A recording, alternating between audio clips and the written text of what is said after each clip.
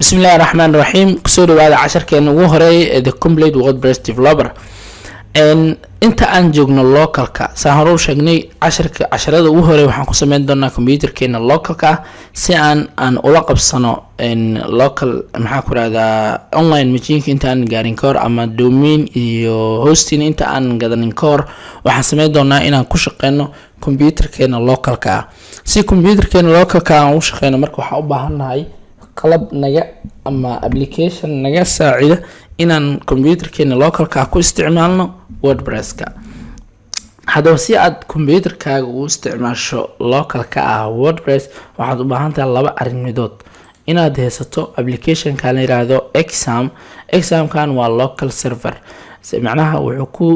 awood ku siinayaa inaad isticmaasho server ahaan aad u isticmaasho website ka ayuu awood ahaan ku siinayaa sidoo kale waxaa jira mid kale oo asagana lahayo Windows machine asagana ah oo sidoo kale exam-ka oo kale u shaqeeya laakiin waxa caalimsan exam-ka sidoo kale waxaa jira bitnami-gan asagana waxaa loogu talagalay WordPresska maxay kula duwan yihiin marka bitnami iyo exam inaga hadda course waxaan ku sameyn rabnaa saddex website waxaa laga yaabaa inaan local ku dhisto adi ahaan laakiin si aad local ugu dhisto marka saddex website waxaad u baahan tahay marka server ku caawiya laakiin marka isticmaalayso bitnami-gan waxa uu ka saacidayaa bis hal website inaad asaarto ama hal WordPress oo kale inaad sameyso inta kale hadana mid kale inaad sameyso laakiin exam-kan wuxuu ku fargareyn karaa boqolaal xabo inaad sameyn karto localkaaga marka waxaan refer gareynayaa ama aan sameynaynaa exam-ka inaan soo degsano ama exam-ka inaan ku shubano ayaan rajeynayaa aniga hadda waxaan isticmaali doonaa exam-ka haddii adiga aad u baahan tahay hal website inaad ku dhisto oo kadibna aad online-ka u guurto waa adigii ikhtiyaarkaaga laakiin waxaan kugu recommend gareynayaa inaad isticmaasho exam si aad soo degto exam waxaad qoraysaa google-ka exam ayaad qoraysaa kadibna download linkiga aad ujeedid ayaa kusoo bixi doono waa ku dhufanaysaa download exam latest version waa kana 7.2.3 on Windows aniga hadii Windows isticmaalayo hadii adiga aad isticmaalayso Linux ama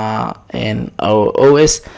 Macintosh waa adiga iyo dooqaaga aniga midkaan ayaan isqaanay already aniga waa soo download gareystay waxaan sameynayaa hadda in aan ku shubo ayaan u diyaar garooyaa already waa soo degsaday programs bitnami waa soo degsaday laakiin bitnami ma isticmaali doona hadda waxaa isticmaali doonaa exam yes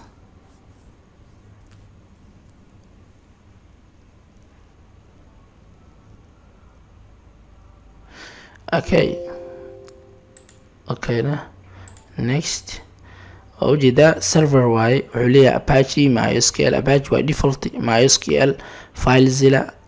waxaan waa baradona FileZillahan wuxuu naga anfici doonaa hadhow marka serverka wax saareyno waan wada arki doonaa PHP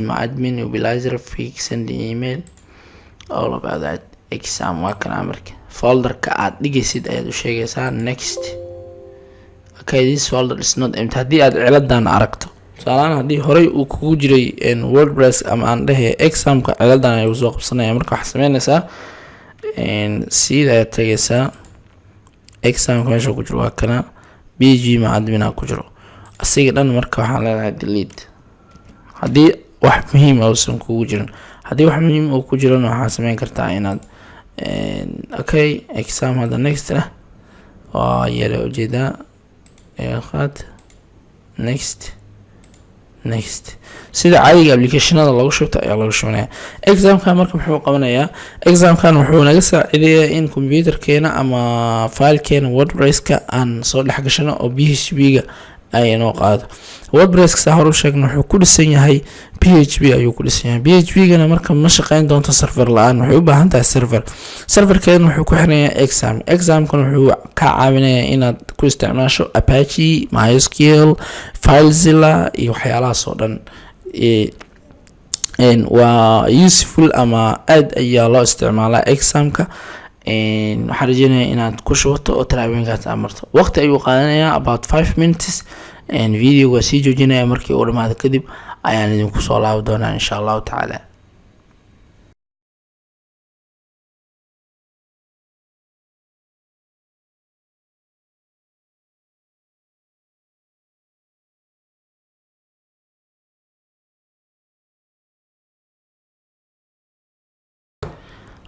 okay waa uu dhameeyey waxaa leedahay finish okay luqadda English okay serverka sidaan ayuu soo kacayaa waxaa jira marka port numbers waxa waaye numberka loogu soo hagaagayo serverkan waa nuuce hadda waxaan dhihi doonaa start labadan server u baahanahay Apache iyo MySQL ayaa u baahanahay Apache waxa waaye serverkii PHP ku shaqeyn lahaa MySQL kan waa database-kii aan ku xiri lahayn WordPress website keena so hadda hadii aan galo maxaan ku raadaa Google Chrome-ka waxaan qorayaa meeshaan imo iska cancel kuwan ma baahni waxaan leedahay localhost /phpMyAdmin localhost/phpMyAdmin yes inay sidaan usoo kacda ayaa la rabaa phpMyAdmin waa maxay waa database oo open source ah database kan waxaa lagu xiri doonaa anything ayuu qaataa PHP waxaa ku raaddaa ASP Java Android wax walba waa ku xiri kartaa macna laakiin for now waxaan u isticmaali doonaa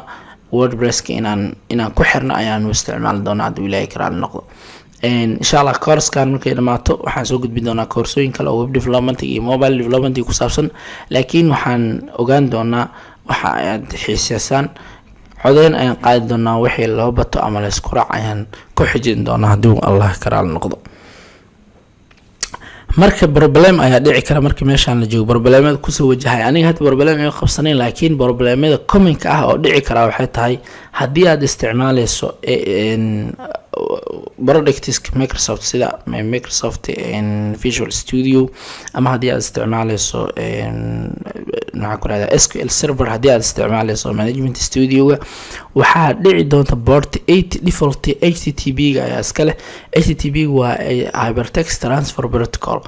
Protocol-kaas marka 80 default ayaga ayaa iska leh ayaga ayaa qaadanaya so markii 80kaas ay qaataan isagana hadda markii aad ku shubto serverkan local hostiga wuxuu qaadanayaa 80 so meesha waxa ka dhacay conflict IP ama conflict port ayaa ka dhacay conflict portigaas marka waxa uu hortay kartaa in adiga aad ka tanaasusho port 80 aad qaadato port kale oo adiga ku quseeya ama aan ahayn port 80gaas sidee u xalinaysaa hadii ciladaas ay ku qabsato waxaa ku xalinaysaa sidatan waxaa tagaysaa serverka Apache waxaa ku dhufanaysaa configuration hadii cilad tusaalahan lagu dhaho portigan waa la haystaa hadda wax error ah ima haysto wax okay meeshaan laakiin error waxa ka soo bixi doona oo ah port 8 waa lagu isticmaalayaa mana anaga kici karno si aad wax xaliso marka waxa leedahay configuration waxaa ku dhufanaysaa Apache http config ayaa furaysaa markaad furto kadib filekan ayaa ku soo kacaya filekan markuu soo kadib waxaa leedahay control F waxaa raadinaysaa 80 waa kana wixii hashkan saaran waa comment iska da wax ina bedesho laga rabo waa midkan listen kana waxa ku bedelinaysaa porti adiga u baahan tusaalahan 90 marka aad ku bedesho mid kale aadna find next local server ka meesha waxa ku bedelaysaa 90 ka waxa ku bedelaysaa 90 kadib waxa leedahay save marka aad save garayso kadib waxa soo laabanaysaa server waxa leedahay stop wax walba isbedel walba aad samaysid Apache waa inaad dimisaa stop kadib dib u bilaw waxa leedahay start kadib waxa leedahay start hadda hadii aan refresh dhahno page-kan saa u jeedid wax soconaya malaha sababtoo ah waxaan soo bedelay port numberka aan soo bedelay marka saa u access garaysa hadii ciladaas ay ku qabsato adigana portiga soo bedel waxa leedahay laba dhibcood portiga ka soo dhigtay raacinaysa oo ah 90 / kadib ayaa qoraysa phpMyAdmin hadda automatic waa imanaya boom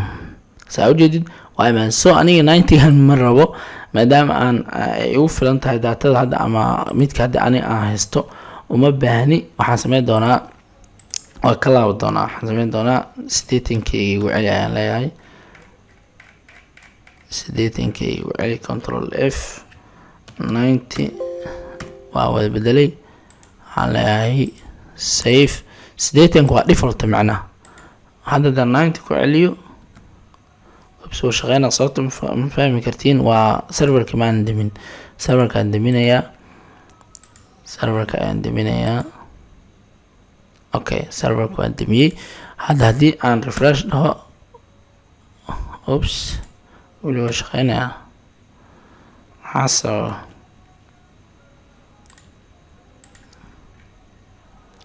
weli 90 waa maalin bedelin weli waa 90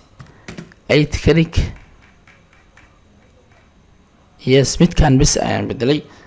hadda waa okay aan ku laabto examka kadibna aan dhaho stop kadibna aan leeyahay start okay